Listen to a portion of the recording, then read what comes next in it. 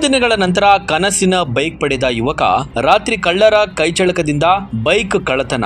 ಸಾಲ ಮಾಡಿ ಇಎಂಐ ನಲ್ಲಿ ಬೈಕ್ ತಗೊಂಡಿದ್ದ ಯುವಕ 2.5 ರಿಂದ 3 ಲಕ್ಷ ಬೆಲೆ ಬಾಳುವ KTM ಕಾಸ್ಟ್ಲಿ ಬೈಕ್ ಕಳ್ಳತನ. ಲಾಕ್ ಮಾಡಿದ್ರು ಕ್ಷಣಾರ್ಧದಲ್ಲಿ ಲಾಕ್ ಓಪನ್ ಮಾಡಿ ಬೈಕ್ ಕಳ್ಳತನ.